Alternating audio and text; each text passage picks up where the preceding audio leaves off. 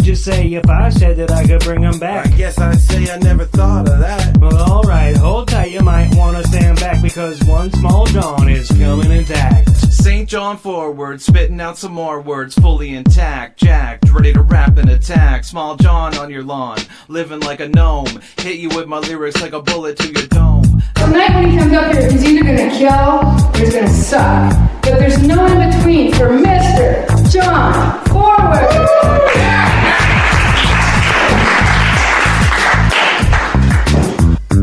Oh, well, I didn't know any of that. Well, that's what I've been trying to say the whole time. Welcome to St. John Forward Radio. I'm John Forward. We're here on Local FM every Monday night from 9 to 10 o'clock. And this is the show that you're listening to. You probably already know what it is. If you're just curious, my description's not going to keep you around. Just listen and see if you hate it. And if you don't like this next part, I'm just going to ramble for like 10 minutes, and then we'll have some music, and then we'll have some guests. If you don't like it now, try again in 10 minutes. Skip ahead if you're listening to the podcast.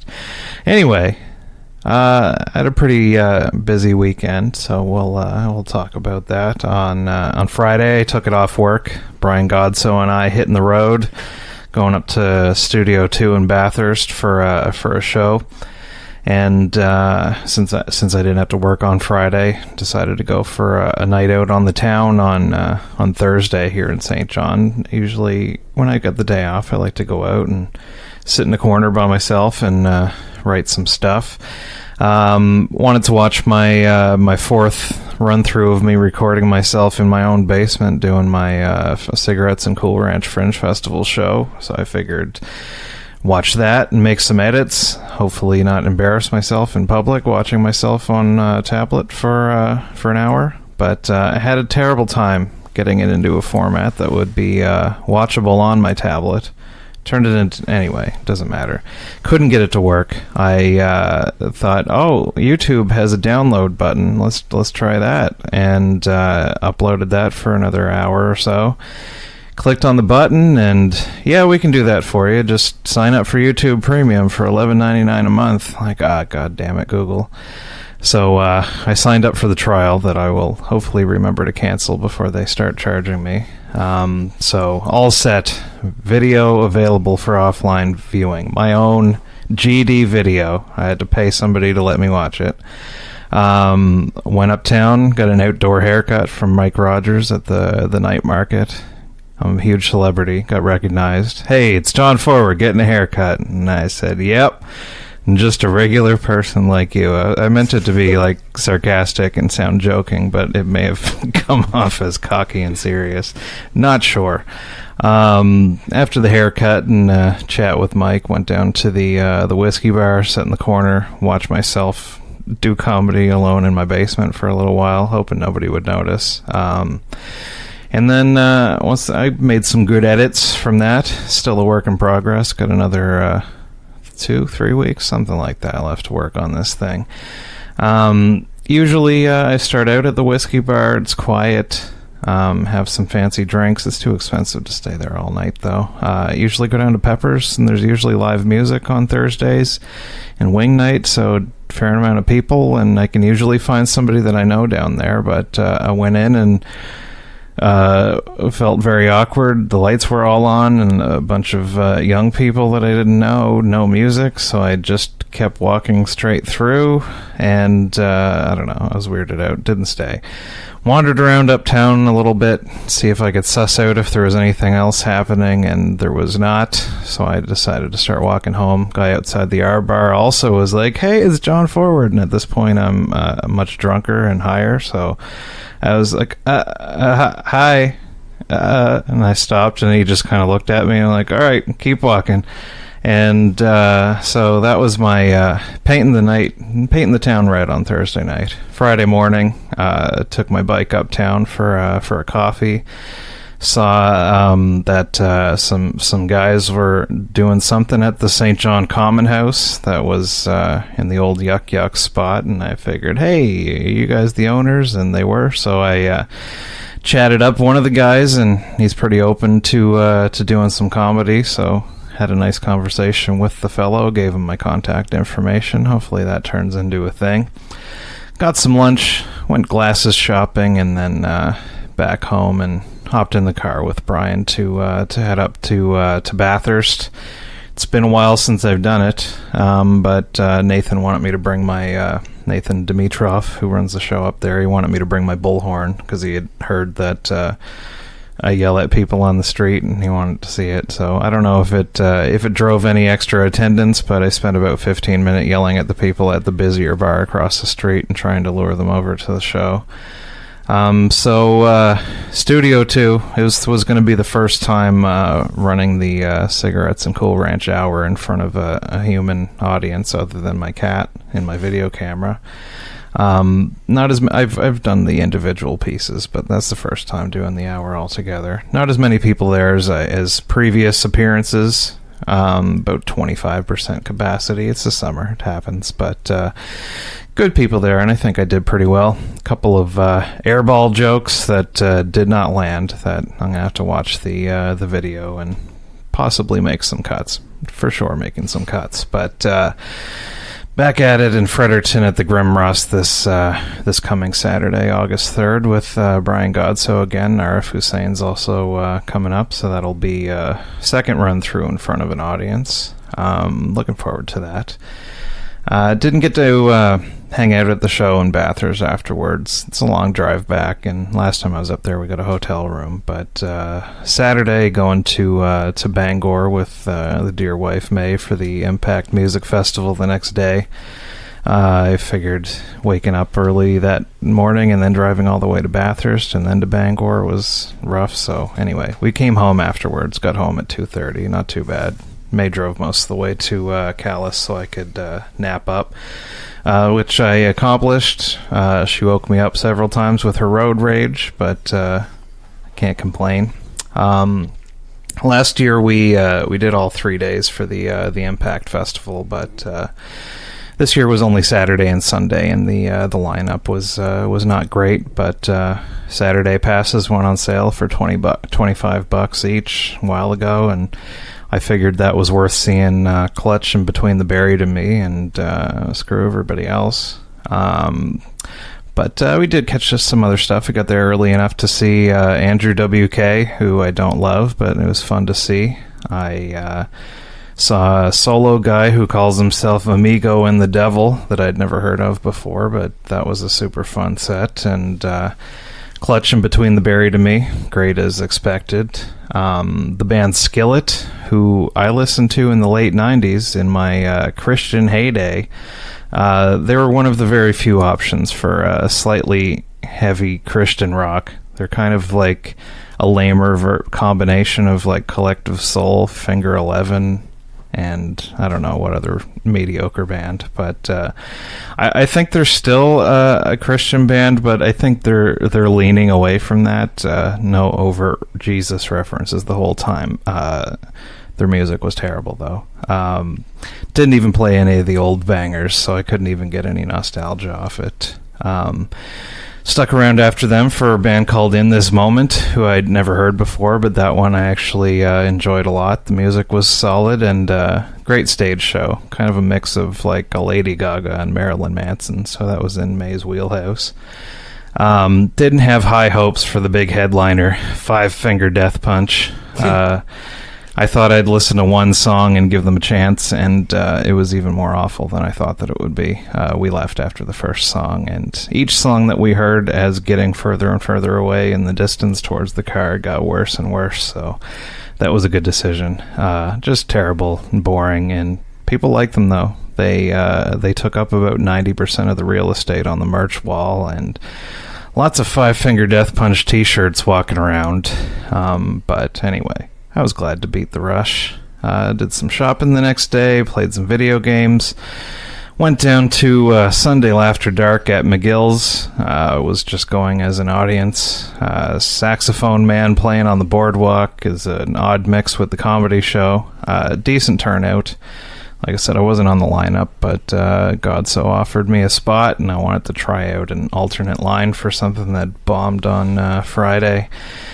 And went up first, and hands down, the greatest set that I've ever had, probably that anyone ever had. It just, it feels good when you're firing on all cylinders like that. The comedian and the audience melding together as one, expertly delivering the jokes, and the audience hanging on every word. It was fantastic. It was so funny they forgot to laugh even once during my set. No, it was a pretty bad bomb. I bailed on my set a couple of minutes in and just slinked back to my seat. I think that's the only time that I've ever bailed mid-set since my infamous Yuck Yucks Halifax appearance in 2016. But if you were there, I'm sorry, McGills. It just wasn't happening last night. This doesn't usually happen to me, but I couldn't finish. I should have offered to go down on the audience instead, but I was too embarrassed. Not a great commercial for my upcoming hour-long shows at the Fringe Festival. I wish that had kind of gone without mentioning. But anyway, it was probably not my fault at all. They didn't have the spotlight turned on in the saxophone man, so that's it. I didn't suck. I'm still number 2, baby. Anyway. Here with the show, we've got from the upcoming The Minister short film, we've got Matt Parks, the director, and Eric Braun, the what is your title? Producer, DOP, and camera. All right. Do you have other titles other than director, Matt? Yeah, I guess. Writer, actor, Imagineer. Casting director. I did a lot of stuff. I did pretty much everything, really. I mean, except Eric did, camera. He's doing the sound. And Shannon did a lot of the costumes. Okay. Shannon, my wife. And yeah, that was pretty much it. We only had maybe 4 or 5 people that really worked hard on it. All right, well, we'll get into that in a bit more detail. We're going to take a quick musical break. I'm going to play a song by the aforementioned Amigo the Devil, who I listened to his album for the first time today. Not nearly as good as seeing it live, but here it is, Hungover in Jonestown, and then we'll be back with Matt and Eric.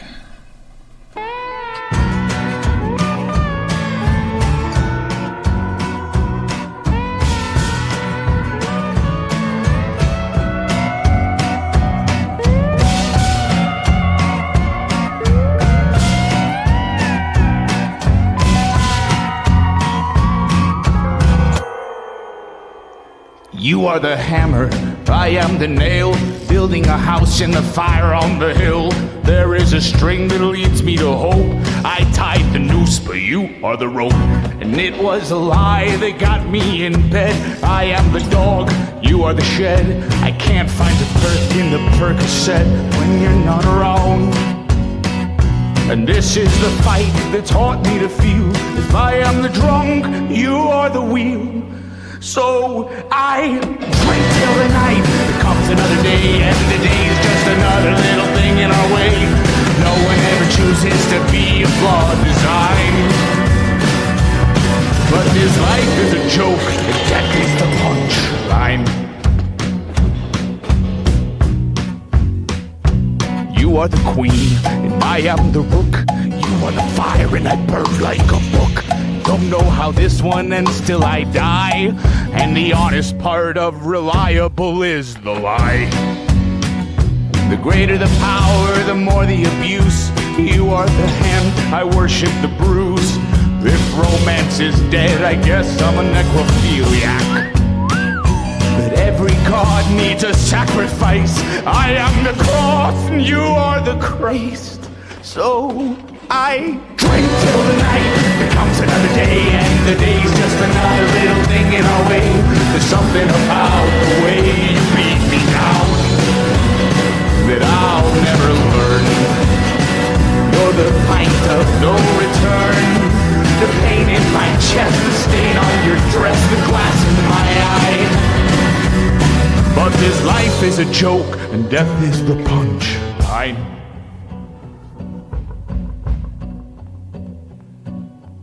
La la da da la da da la da da da da.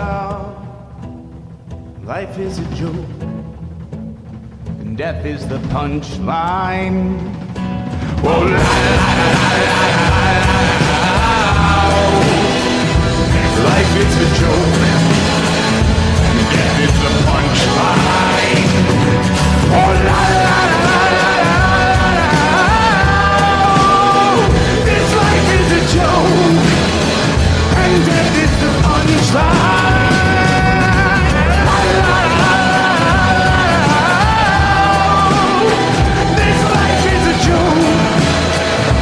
Death is the punchline. Oh, la, la, la, la. This life is a joke. Death is the punchline.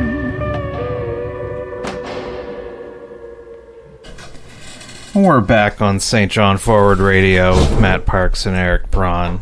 Upcoming, The Minister is premiering on August 9th. Where's that? At the BMO Theater on Princess Street, the St. John Theater Company. Yeah. So, tell us what this whole thing is about. What's the deal? So, what are people going to see? Yeah, this is a 12-minute short film that's kind of spawned from my love of early 90s direct-to-VHS action movies and sci-fi movies. So, the idea is, if people aren't familiar, in the 90s, I was really into action movies, and so the guys that did the big ones like Seagal and Van Damme and Schwarzenegger and Bruce Willis and all those guys, they only put out like, say, one movie a year. So there would only be 5 or 6 of these, quality A-level action movies that you could rent. So then to fill in the gaps, I started renting these other, a lot cheaper direct-to-video action movies, and I got really into them because they were so cheesy and stupid sometimes. And so the idea was to make a movie that's kind of based on those, that's kind of like those. So what it is it's made as a fake trailer, similar to like the trailers that came out for the Grindhouse movies like 10 years ago. And the idea is that it's made to look like it was made in 1993, and it takes place in a future 1999. And so in this future, there's robots and cyborgs and flying cars and all kinds of nonsense.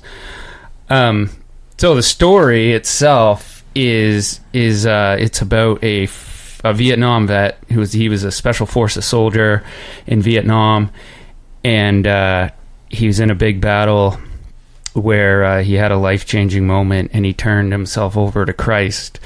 And so when he returns to St. John at the end of the war, he goes to university and he becomes a minister.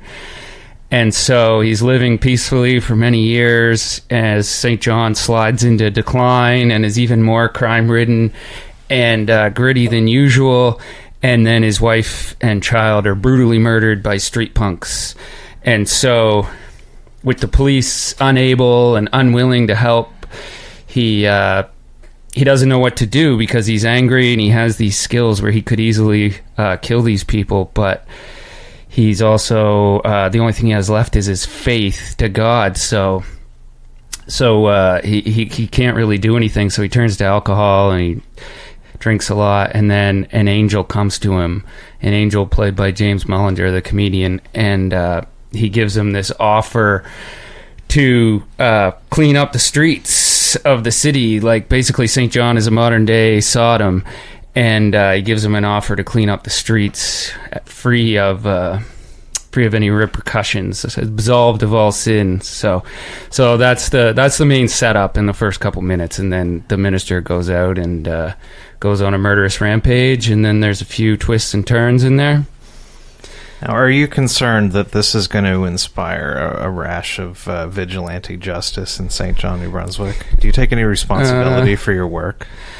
Yeah, it actually might. I mean, that's what, great art makes a difference, right? And really influences people, so you never know. I mean, this is definitely like some Hollywood quality cinema for sure. Who in St. John needs to be murdered is what we're asking here. I don't know. On the record. Richard Oland, I guess. Okay. It's done, so we're good.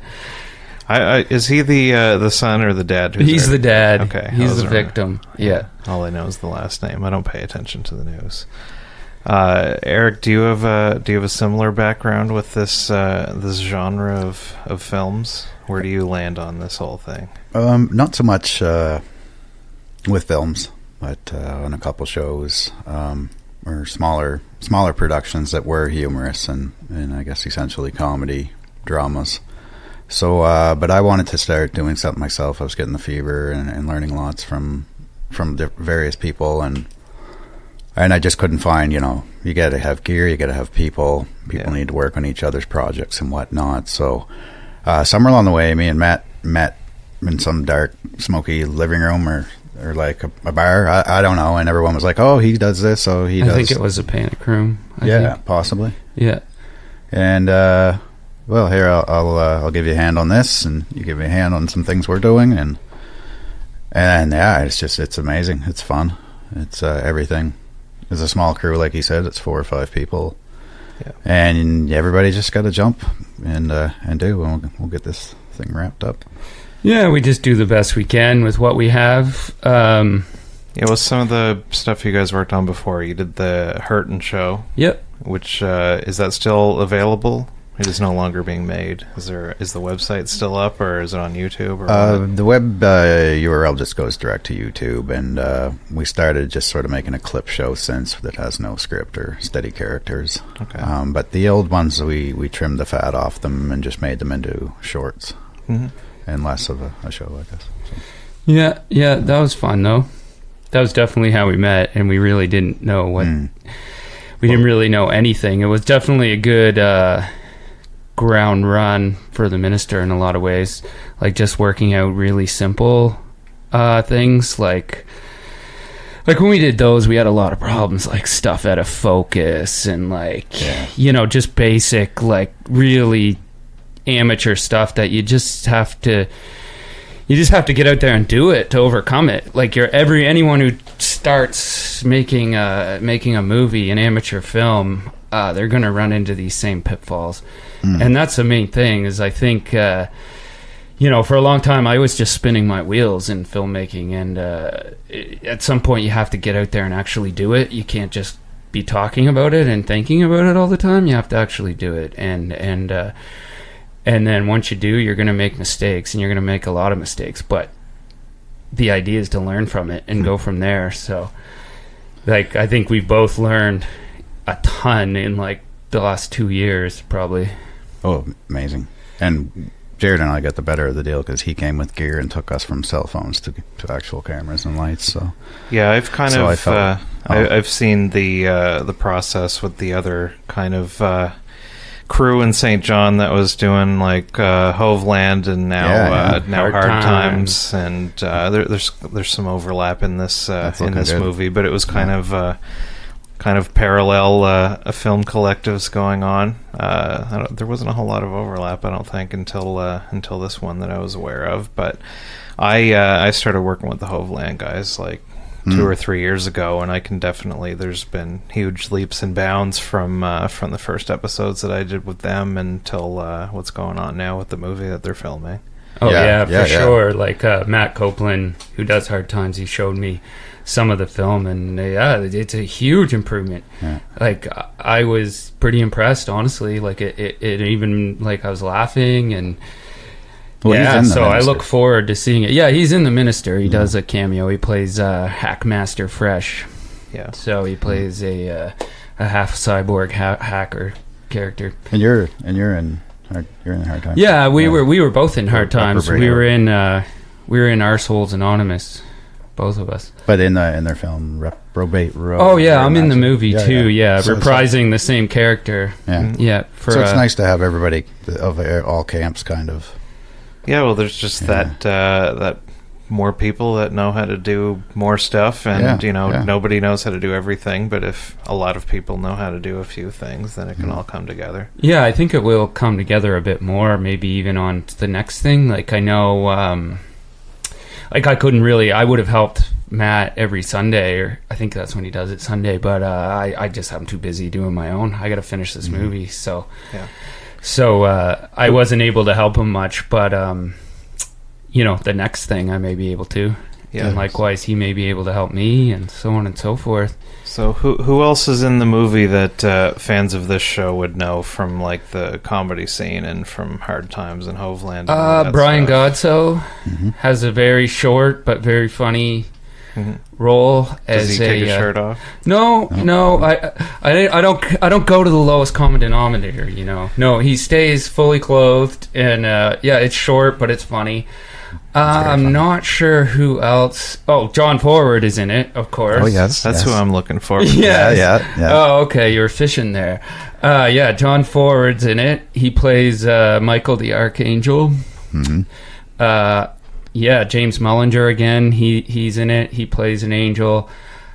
Amanda Bork. Yeah, she does some comedy. Mm-hmm. Yeah, she plays a few different roles in it. There's actually a few different people. Jeremy Irving, who's in Hard Times. Yep. He's Clarky on Clarky in Hard Times. And Adam Carr, a guy I used to work with. I called him Clarky like twice on set for Minister.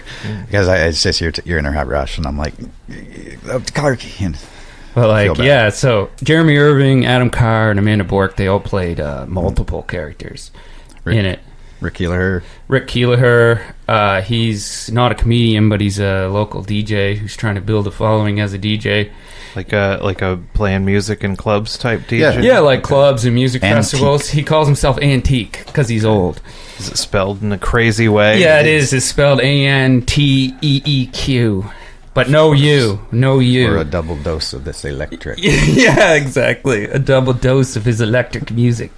Have you seen him in action? I have, yeah. He plays electric swing and then moves into some heavier stuff. But, it's interesting. And he dresses he's up. He's the guy that I met that plays the cop? He does play the detective. Yes, he plays the main detective. With an amazing mustache. And he's also the other producer along with Eric.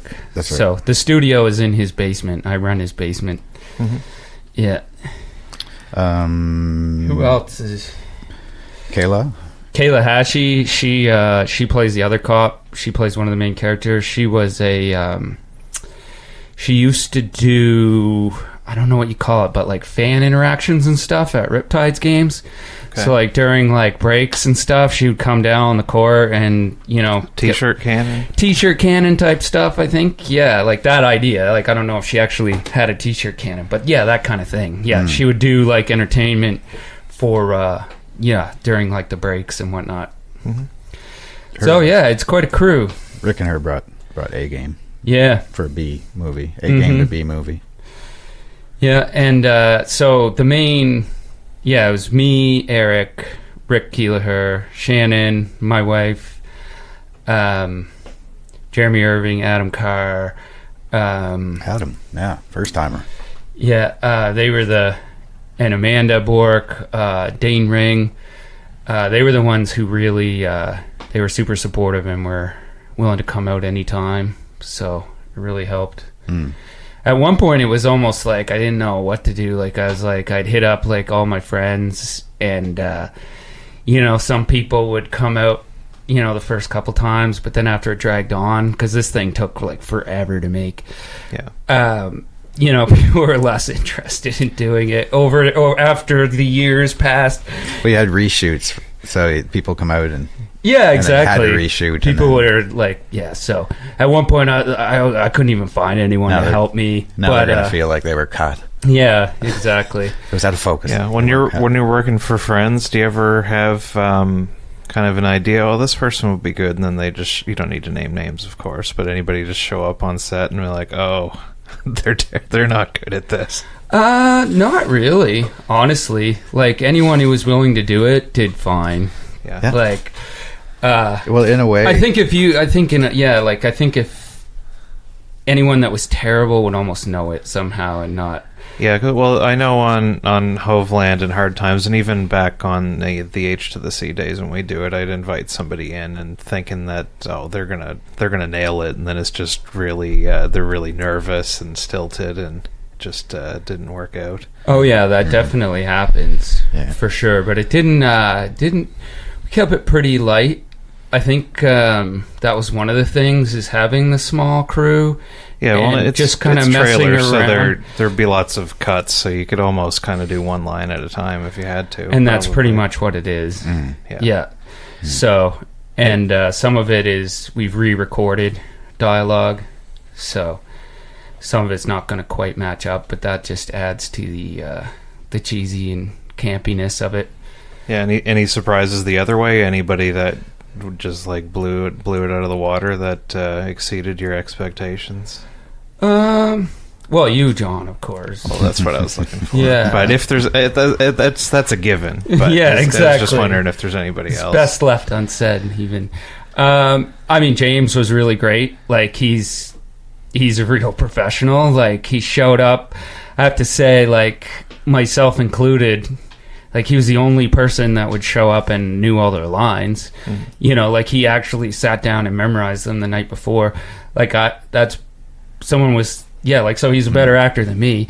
Yeah. I show up on hard times, and, you know, I've read the script a few times, but I don't, like, have it memorized, you know? Yeah. And just the way, like, you didn't have to tell him anything. He knew what to do, just in terms of his physical movements and stuff with his hands. It was just like a dream to edit, because he did, like, the exact same thing, like, every time. Like a real pro. Like, most people, myself included, you sit them down in front of the camera and we do like 10 takes, say. Every one of them, you're doing something different with your hands. Like, you've got your hat on, hat off, you know, like, it's like just a continuity nightmare sometimes, because you're just not thinking about it. You're thinking, you know, you're just not focused on that. Yeah, and you got some leeway with the format. It can you can pretend like it's on purpose. That's the thing, yeah. Absolutely. If we wouldn't want actors that were super. Yeah. No, good. exactly. Yeah. It's supposed to be kind of crappy. That's kind of the idea. So yeah, anything, if anyone thinks it sucks or it's a mistake, we did it on purpose. Yeah, and if you think it's awesome, we also did it on purpose. Yeah, that's the best of both worlds. And it's good, because I've never really ran camera. I've done sound on, like, sound assist on Just Passing Through, and sound on Pogie Beach, but I've never run camera. So I'm like going around boasting like DOP and camera with never doing it before. So it's perfect for me. Right. It's perfect for you as a writer director. Yeah, I've never done anything. This is the first thing. Yeah. So other than Hurtin. Well, yeah, this is a whole other level, level. Yeah, it is. All right, well, let's take a musical break. Do you want to tell us about the song you have selected for us this evening?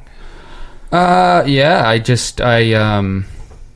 you wanted something not top 40, so I felt like listening to the Pixies, and I basically just picked just one of the songs that I listened to on a playlist.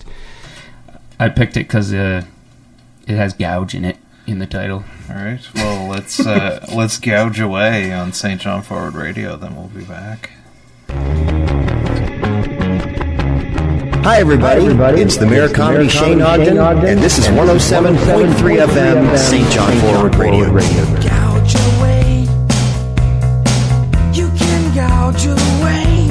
Stay all day if you want to.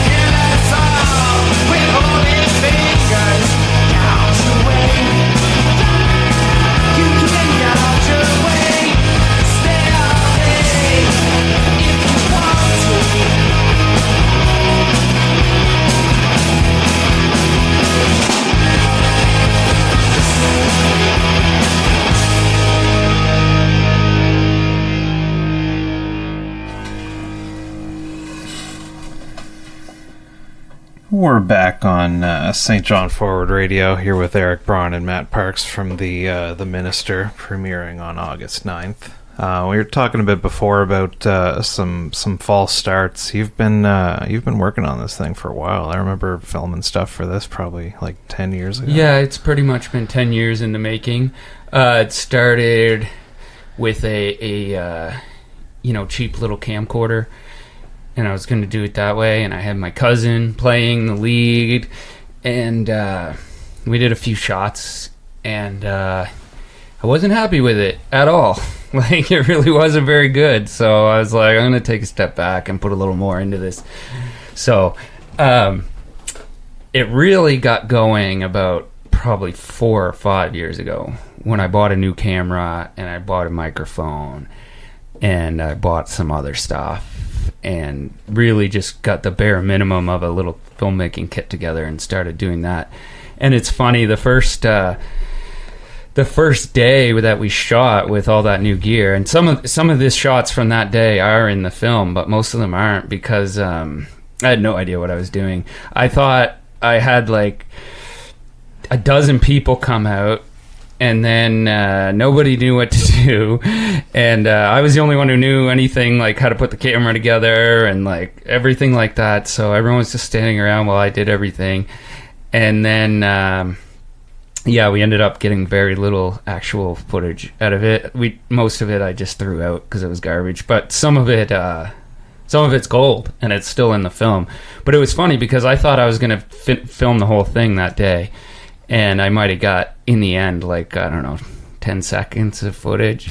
Yeah. So that's pretty much the way it's gone. Like, we'd get together on an evening and not go hard, but spend, 2-3 hours at the most, and maybe get like 30 seconds, or it would be a Saturday afternoon or an evening, something like that. And yeah, we'd, film and there's lots of costumes and stuff in this. So there's over 70 costumes, and there's probably like hundreds of props.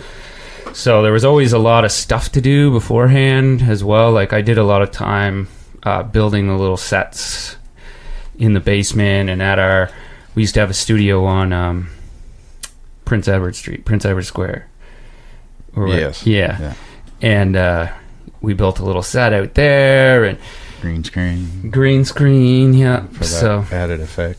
Mm-hmm. Yeah. So yeah, it's been a long time coming, and it's been a lot of it was just also money, and the accumulation of these props and costumes. That's kind of what I was getting at. That it's taken me that long to get all this stuff together, because like I said, it's made to look like it takes place in the 90s, so I wanted to have a lot of like early 90s authentic costumes, jackets and hats and everything else, shirts. So we would get it all from Value Village, but it takes a long time. Like, you could walk in there, you could go in there 5 times in a row and not find anything from the 90s, and then you go in there another day and there's 2 jackets sitting there, and you grab those, and then So the first time I meet him, and we're cross things. He shows up with half of what he has now, because he kept building on it, and then all this nice gear that we didn't have, and the costumes blew my mind. I remember that being one thing where I started to be like, this guy's serious about this Minister. This guy's already invested quite a bit into this. I'm definitely going to help him out. But I remember the costumes being one of the first things that got me on board. Oh yeah, like totes and totes and totes of costumes. Wrapping my head around. And we used almost all of them too, which is good. Yeah. At one point I was almost worried that we had too many costumes, but that wasn't the case. So we used almost everything. I have a ton of masks I bought, dozens of plastic guns that were painted to look like real guns. Just anything, 90s neon sunglasses and fanny packs and plaid shirts and neon t-shirts and just everything. So that was high on paint fumes a lot for half of it. Yeah. So it took quite a while to put all this stuff together. That's a big part of why it took so long. I think anything I ever do again, it's going to be contemporary. Yeah, well, and even if you never got to use any of the footage from before, there was probably lessons learned. even if everything got absolutely. thrown out. Like I don't know if you were there, but May was. One thing I learned was if you're going to use money in a shoot, don't use real money.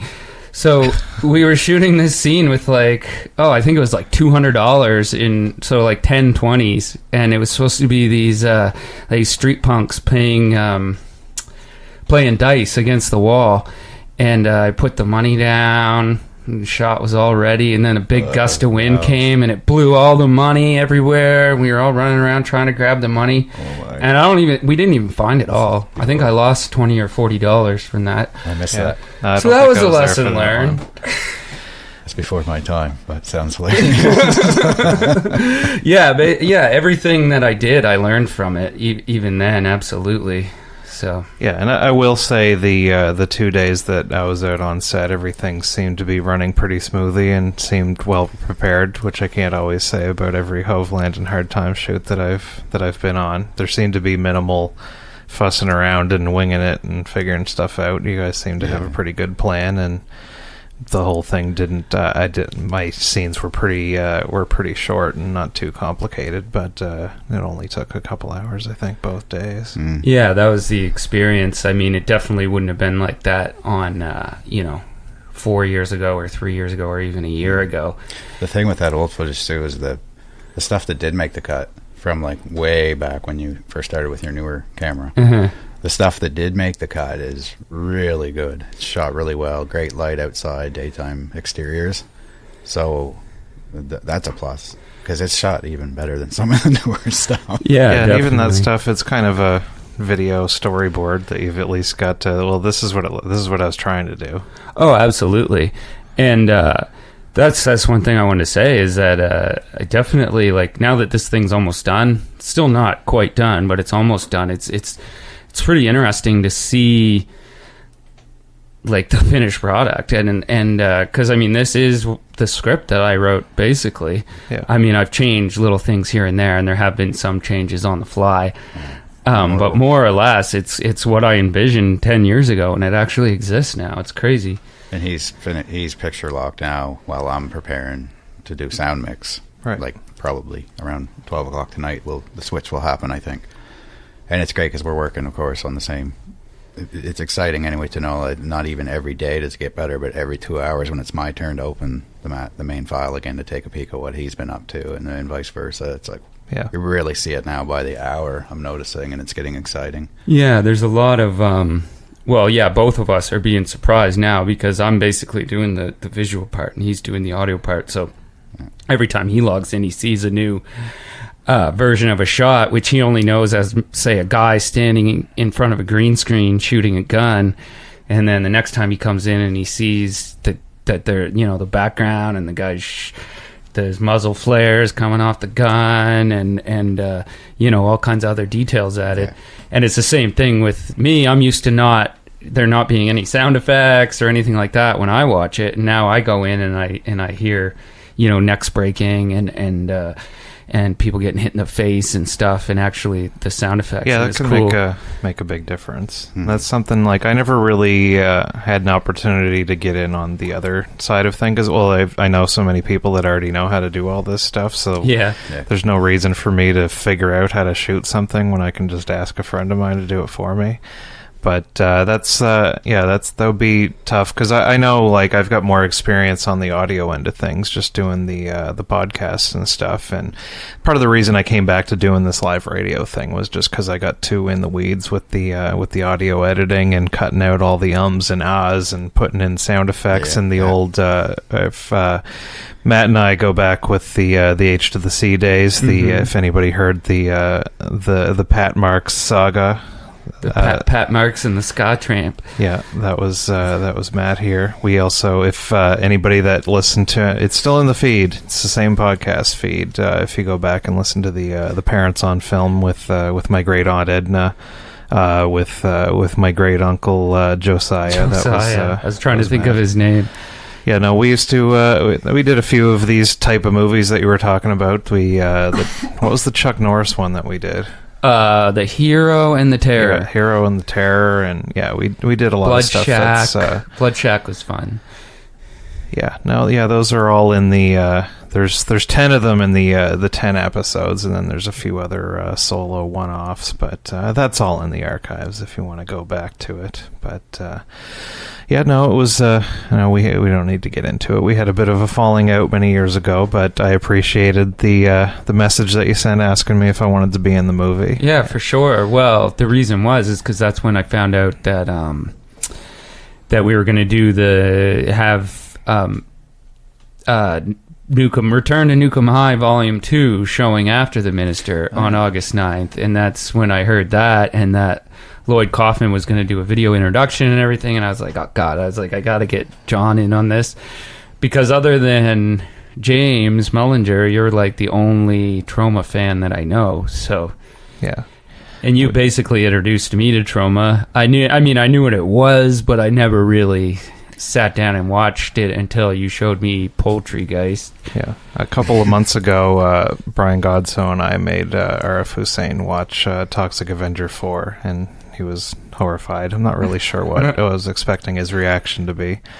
But back in the day, how did the Troma thing become a part of this? Because honestly, when I first saw it, I'm like, oh, I don't know if Troma wants these guys profiting off their movie, and then I found out that Lloyd was doing like the video introduction. Well, yeah, and we're actually paying to show that. Like, I thought that you were just like, let's just play this movie. No, it's actually like $400 or $500 to show it. Yeah. So, but yeah, it was all James. He, like I said, he's a huge Troma fan and a huge Lloyd Tromaville Kaufman citizen. Yes, exactly, and he does know Lloyd a little bit, so that's where that came from. So that was all his idea to do. His idea was to do the premiere, to get Troma involved, to show a Troma film afterwards. That was all his idea.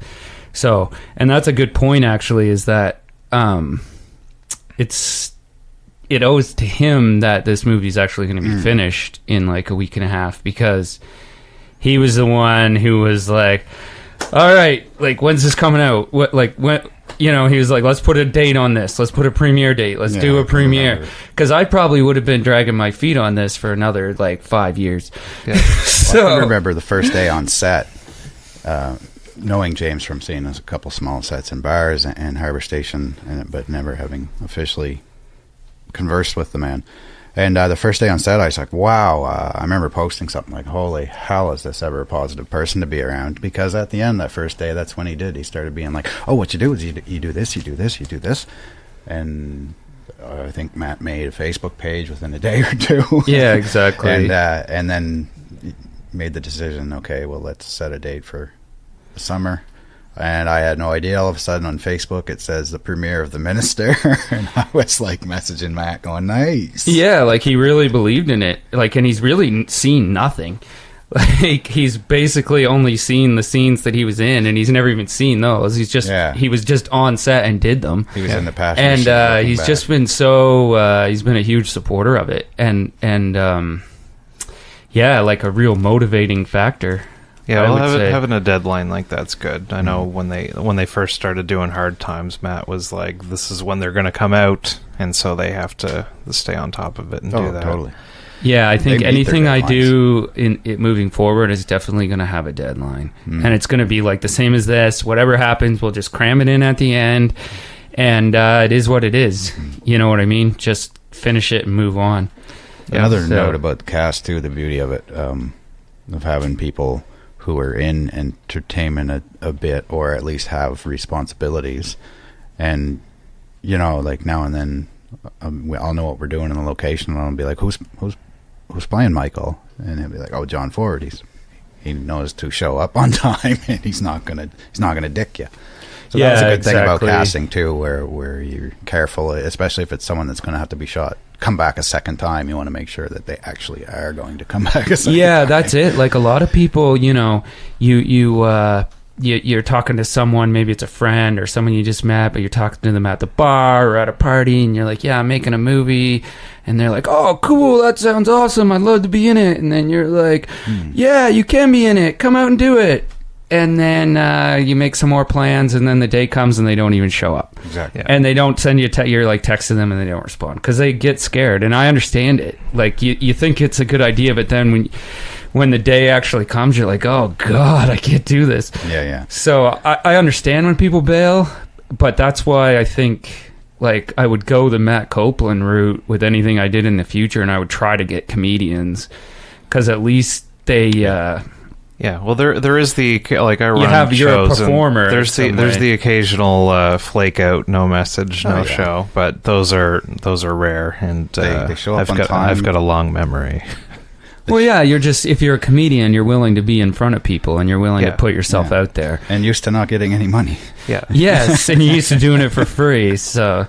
Yeah, for sure. Being in front of a camera is a lot less scary than being in front of a Well, you don't get gas from people. coming out with yahoos like us, so I guess we're probably worse. I don't know. It depends. Honestly, I think people in New Brunswick as comedians make more money than we should for the amount of time that we put in compared to literally any other city.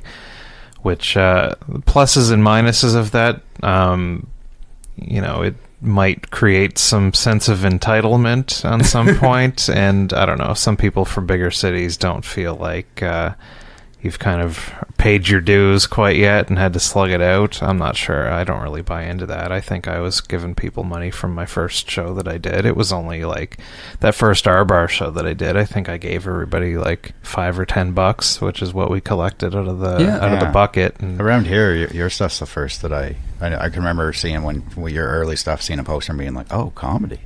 Yeah, well, there wasn't anything going on. Yeah. Like, James kind of moved here around the same time that I started doing stuff. But I saw him at one of your shows, like at the very end for like 10 minutes. That's when I first heard That was one him. of the first ones, wasn't it? Yeah, he did the first ever No Jokes Barred. Yeah. And then he did another, that would have been either June or July, whatever year that was. And then he did another one the following January and didn't have such a great set, and he's been scared to come back ever since.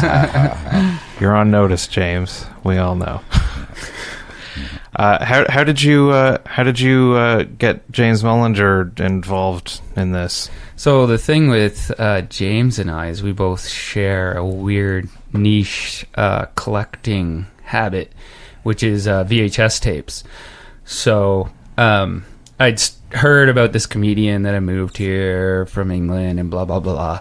Everyone knows the story. And so I started following him on Facebook, and then I noticed that he collected VHS tapes. And I was like, wow, that's incredible, because I collect VHS tapes, and I don't really know too many people that do it, as aggressively as him. So then how did we meet? Oh, yeah, then we met for the first time at Rib Fest. I saw him walking around. So I was like, hey, I'm Matt, the VHS guy. So after that, we started swapping tapes. Like I would get bags of VHS tapes that were like extras, and some of them were really good, but they were like doubles. Yeah. And I don't really have any need to have more than one copy of something. So I would fill a bag and give them to him, and he'd let me go to his shows for free and stuff. So that's how we got to know each other. And then it was probably, like last year, I think it was just last year that I was reading something, and it was like, if you know anyone, you should, and if you know anyone who has any kind of celebrity at all, you should get them to be in your short film, or you should at least ask them. So I was like, you know what, I'm going to ask him. So I sent him a message and told him what it was all about and everything, and he was just like, sure, yeah I'm in. So yeah, we did. He's in it probably for a couple minutes out of 12. Yeah, compared to anybody. Yeah, he's in it as much as anybody. Well, except for me, probably. Yeah. But he's supporting male, I would say. Yeah, he's the lead supporting male. Rick, exactly. Rick and him have to arm wrestle over that. Maybe. Yeah, exactly. So we had him out for 2 days. So we had him out one day at our studio on Prince Edward, and then we had him out at our studio where it is now in Quispam, and then we drove out to Cape Spencer, and we did a quick shoot out there. And then we came uptown, and we did a quick shoot in a hot tub, and then that was it. And that was it for him. So yeah. So we did, and that took for that day of shooting, it took 2 or 3 weeks of prep work, pretty much, to get everything ready. And then when it did go down, it was actually really smooth. Yeah, I was pretty happy with it. The days he came out were super smooth, so that's good. He's running around saying that we're awesome. Yeah, like that's one thing I have learned is you have to prepare. Like, you can't leave anything for that day. Yeah. Like, you have to just be able, like, the day you're filming, everyone just has to be able to walk in and get going. Yeah, especially with big stars like James Mullinger and John Forward on set. That's right. We weren't so good the day you were there. We left you standing for a while. That was fine. I've spent entire days waiting around for my turn to shoot on. Good. That's acting, baby. That's what it is. There is a lot of waiting around. There was in one acting. Rice Krispie Square left and a half bag of stale chips, so at least there was something there. Yeah. Yeah, had some coffee the first day. Yeah. The beach one was pretty quick anyway. I think I was only probably there for an hour. Yeah, exactly. But so we're coming up on the end. Do you want to remind people the details or anything else you want to plug? Yeah, so locally produced short film called The Minister, starring James Mullinger, directed by me, Matt Parks, produced by Eric Braun. It's showing at the BMO Theatre at the St. John Theatre Company on Princess Street on August 9th at 7 p.m. There are still tickets available, but they are going pretty fast. Where do you get tickets? So tickets are from ticketpro.ca. So I made a mistake actually posting that one, so I put .com. Or the box office. Or you can go to Princess the Street. BMO box office. Yeah. Or you can contact me on Facebook. Also, I have some physical tickets that I can sell. Also as well. produced by Rick Keelaher and Shannon Parks. Also I don't wanna produced sound like by the only Rick one. Keelaher and Shannon Parks. Longer than I've been around, Yeah. so I want to make sure their names. Oh yeah, and Shannon has done a lot for this movie. Okay. Like Shannon, she's done a lot of different jobs, from costumes to craft services to driving. She's been a real trooper. She's been patient with me the whole time, because I have been pretty busy with this for a long time. So she is looking forward to it being done, though, for sure.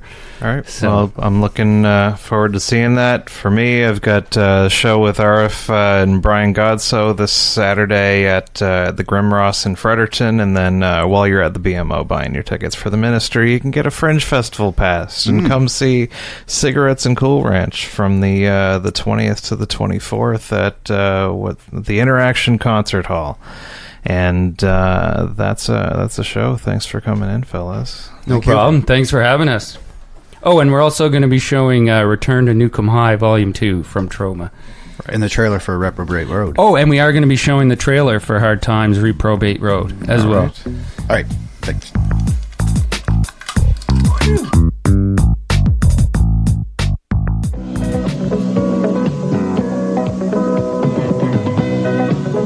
Parents on Film. This is Edna Fairweather, and I'm here with my husband, Josiah Fairweather. And we're Parents on Film. Parents on Film. And the film that us parents are going to be on this week is Hero and the Terror. I think is this part 2 from the Terror Squad? I don't think so, Edna. Chuck Norris was in the That was the Terror Chuck Squad. Connors. That was Chuck Connors, Edna. Are you sure? Yes. Okay. This is Chuck Norris. Okay. He's a karate champion. Okay, Chuck Norris, and the front is his heroes hit hardest, and I guess Chuck Norris is going to be the hero, and he's going to hit hard. And why don't you tell us what it's about? Or let's look at the box. I don't really know, Edna. Chuck Norris is on the cover holding a gun, and there's a sinister face behind him. Back cover, he's roundhouse kicking a Native American man. Is this gonna be a fighting movie? There's a maple leaf on the back. It says the package was printed in Canada. What's the rating? It's a rated R. Oh, this is restricted. I know. Right now, if you're wondering if this is appropriate for your children, we know the answer, but let's watch the movie. Let's put it in and let's watch this thing.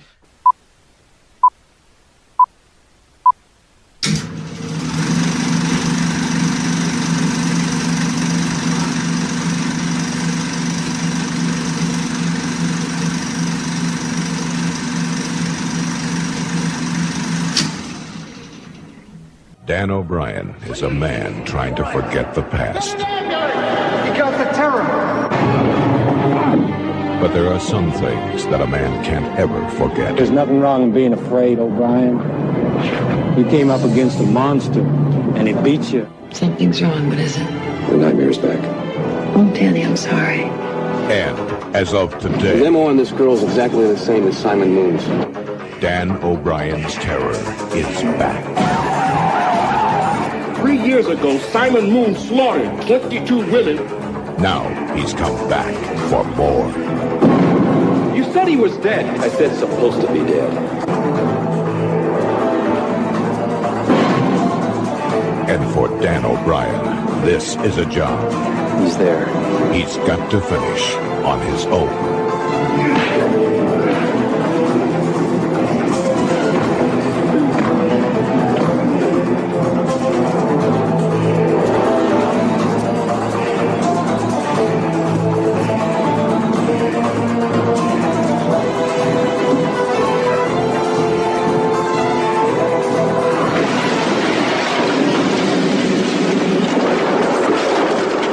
Chuck Norris.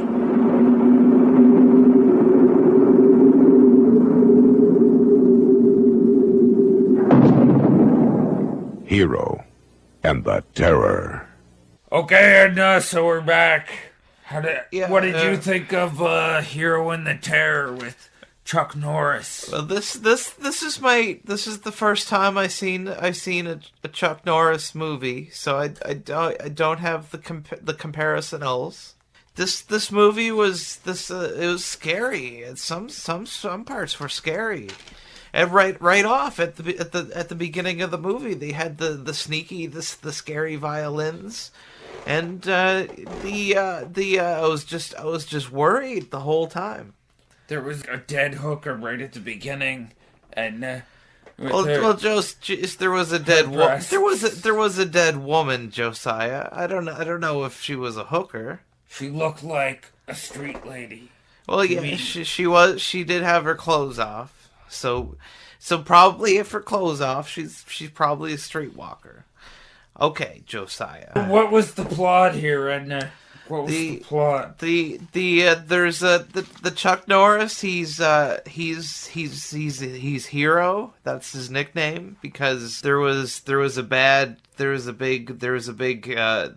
mongoloid man, and he was bad, and he fought with Chuck Norris, and he has nightmares about it, and they put him in jail, and then he breaks out of the jail with his dental floss. You know, one thing I thought that was wrong with this movie, and it could teach the criminals how to escape from prison. Well, they showed him using lip balm, gunpowder, and dental floss, and he just sawed his way out of prison, and people couldn't do that. No, and then the movie teaches them how they shouldn't do that. No, and then he got in the van, and it rolled off the cliff, and it smashed, and he made it out, and Chuck Norris is hunting him, but also his wife's having a baby. And the serial killer, he just likes to kill women, but he doesn't touch them in the sexual. No, there was. I was glad that that this movie he wasn't going to do that. But then they talk about how maybe this guy's crazy because he was the sexual molestation when he was a kid. And I'm looking now at the cover after we watched the film, and Chuck Norris did deliver a roundhouse. Roundhouse? Who's he roundhousing? I don't know. I believe it's some kind of a Native American man. He's some kind of a thug, maybe. I don't know. Oh yeah, I remember that was at the starting, and they were chasing the guys, and Chuck Norris was making the eggs and the toast, and they weren't very good. This movie came out in 1988, and 88. Oh, that's. I still had a job at the factory. Yeah, that was a good job, but you always smell funny, Josiah, when you come home from work. I never liked that smell. But I got replaced by a computer and a set of hands. Well, now we're on the computer, so we're a set of fake hands replaced me. The fake hands can't make this podcast for John. It's true. And I think that this Chuck Norris, he's kind of a pretty boy. What did the mustache? I saw you giving him the sweet eyes. No. Well, he's a nice looking man, and you'd give him your sweet blossom. Well, and, they showed his muscles and when he was exercising, but I liked him best when he was wearing the gray sweater with the black collar shirt under it. It was very smart. They showed him working out. I don't believe in that, Edna. Working out is a waste of manpower. I know you don't believe in working out, Josiah. What? I work hard every day. But so we got to do the podcast, Josiah. So this was this appropriate for kids? For families? It's restricted. For families, I think the restriction is appropriate here, and there's punching and kicking, and the girl said she was gonna have a boyfriend and not tell her dad. I don't think this film is appropriate for any age level. No, well, he's a handsome man, and when he was with his Chuck Connors. He was with his not his wife, because they're not married, and he wanted to marry and she didn't want to get married, but then they got married at the end in the hospital. He was a good man for doing that. And he likes the roundhouse, Chuck Norris. The roundhouse, and he caught the mongoloid man at the end, and just threw him through the ceiling, and then that was the end. And then he went and smiled at his lady. He did the right thing, and sometimes you just gotta murder. Yes. Well, the crazy man, he found his. When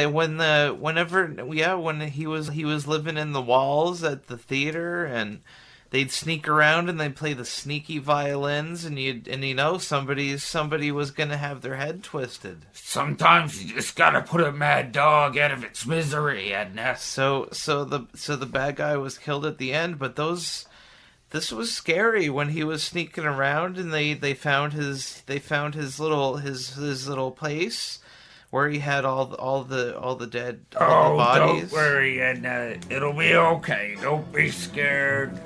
Old Josiah will protect you. Do you hear that? Do you hear the scary violins, Josiah? I don't.